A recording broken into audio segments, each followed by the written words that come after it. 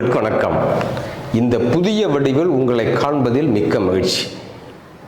இது ஏன் இந்த முயற்சி என்றால், அண்மை காலமாக முகநூலிலே சிலர் எழுத்தாளர்கள் என்ற போர்வையில் மிகவும் கீழ்மையாக இயங்கி வரக்கூடிய காட்சிகளை பார்க்கின்றோம்.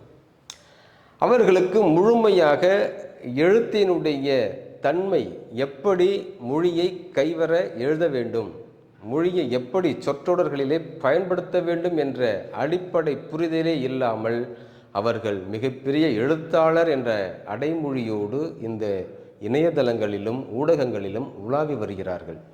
அதை நம்மால் பொறுக்க இயலவில்லை. உண்மை அதுதான். ஆம், முற்காலத்தில் நம்முடைய பண்டைய தமிழர்கள் கல்வெட்டுகளில் தமிழை பொறித்தனர். அதேபோன்று ஓலைச்சுவடிகளில் எழுத்தை எழுதினர். இப்படி அவர்கள் எழுதுகின்ற பொழுது எந்த ஒரு எழுத்துப்பிழை இல்லாமல் அவர்கள் தங்களினுடைய மொழியை எழுதியிருக்கிறார்கள். ஆனால் நாம் இப்பொழுது ஒரு எழுத்தாளர் என்று சொல்லக்கூடியவனை அழைத்து வந்து, எங்கே நம்முடைய கண் முன்னால் ஒரு சொற்றொடரை உன்னால் முழுமையாக பிழையில்லாமல், பிறமொழி கலப்பில்லாமல், அது கூட சில முறைகளில் நாம் ஏற்றுக்கொள்ளலாம், வேறு வழியே இல்லாத இடத்தில் ஏற்றுக்கொள்கின்றோம். ஆனால் தமிழை பொறுத்தவரை, நம்முடைய மொழியை பொறுத்த வகையில் நாம் இலக்கண பிழையில்லாமல் எழுத வேண்டும். ஆம், பேசவும் வேண்டும்.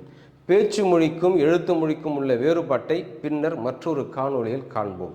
ஆனால் இப்பொழுது நாம் அந்த எழுத்தாளர்களுக்கு எதிராகவே இப்பொழுது நாம் இந்த முயற்சியிலே இறங்கி இருக்கின்றோம். இனி தொடர்ந்து நம்முடைய காணொளி வெளிவரும். நீங்கள் உங்களினுடைய துணையை எனக்கு அளிக்க வேண்டும், வாய்ப்பை நல்க வேண்டும், சார்பை அளிக்க வேண்டும். ஆம், அவ்வளவே. இது முழுக்க முழுக்க கட்டணமில்லாமல் உங்களுக்கு வந்து சேரக்கூடிய காணொளி. ஆம், நீங்கள் இதற்காக எந்த ஒரு கட்டணத்தையும் அளிக்க வேண்டாம்.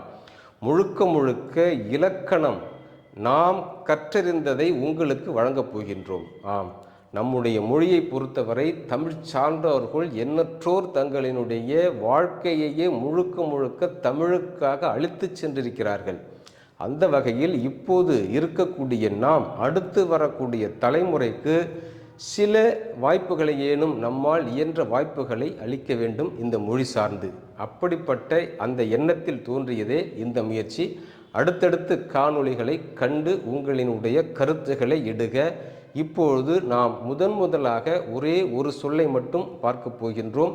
அடுத்தடுத்த காணொளிகளில் நாம் முழுவதுமாக இலக்கணத்தை நாம் பயிற்றுவிக்கப் போகின்றோம். ஆம், கற்றுத்தரப் போகின்றோம். நமக்கு தெரிந்த வரையில் ஏதேனும் பிழை இருந்தால் நீங்கள் கண்டிப்பாக உறுதியாக சுட்டலாம். இப்பொழுது ஒரே ஒரு சொல்லை எடுத்துக்கொள்வோம். நாம் ஆசிரியர் என்று அந்த ஒரு சொல்லை மட்டும் இன்று எடுத்துக்கொள்வோம். இந்த ஆசிரியர் என்ற இந்த சொல்லானது எப்படி தமிழுக்கு வந்தது? ஆசான் சொல்கின்றோம், ஆசனம் சொல்கின்றோம், ஆச்சரியம் சொல்லுகின்றோம். அப்பொழுது இந்த ஆசு என்ற இந்த சொல்லினுடைய பொருள் என்ன? இந்த ஆசு என்ற சொல்லிற்கு நிறைய அறிஞர்கள் என்று கூறிக்கொள்ளக்கூடியவர்கள் குற்றம், குறை என்று சில சொற்களை அவர்கள் தமிழிலே வழங்கியிருக்கிறார்கள். அப்பொழுது இந்த குற்றம், குறை என்பதையெல்லாம் களையக்கூடியவர் இரியர் என்று சில விளக்கங்களை அளித்திருக்கிறார்கள். இது முழுவதும் தவறான ஒன்று என்பதை நாம் இப்பொழுது உங்களுக்கு இந்த காணொளி வாயிலாக தெரிவித்துக் கொள்கின்றோம். பிறகு தமிழ் மொழியில் ஆசிரியர் என்ற சொல்லிற்கு இணையான வேறு சொற்களே இல்லையா? ஏன் நாம் ஆசிரியர் என்ற சொல்லை பயன்படுத்துகின்றோம்? தமிழிலே இருக்கக்கூடிய இரண்டு சொற்களை நாம் எடுத்துக்கொள்வோம்.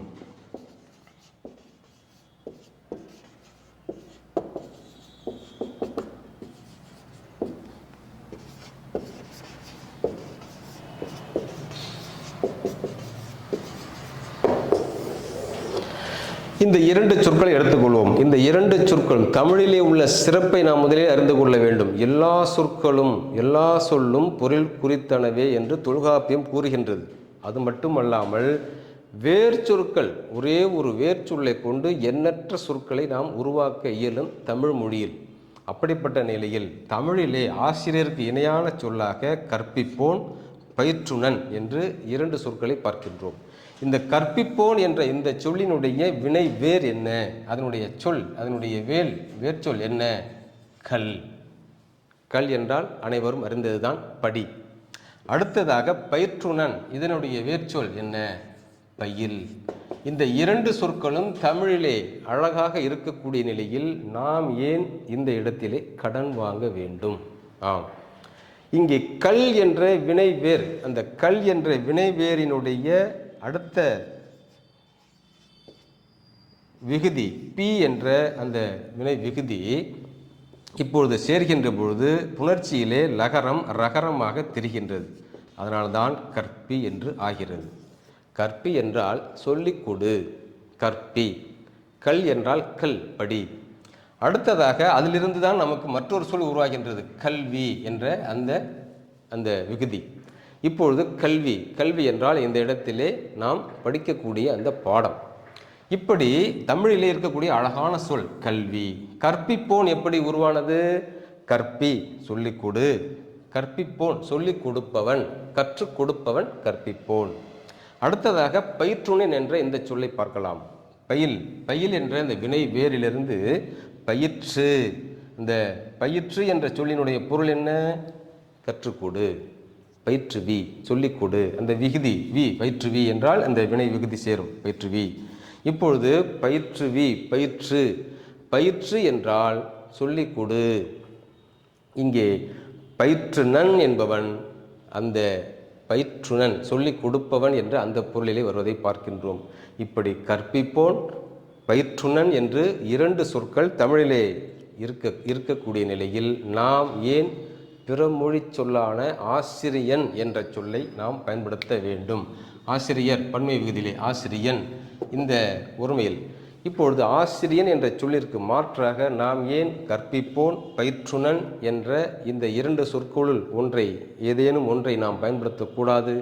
அடுத்தடுத்த காணொளிகளில் இலக்கணம் தொடர்பான விளக்கங்களை பார்க்கலாம். வணக்கம்.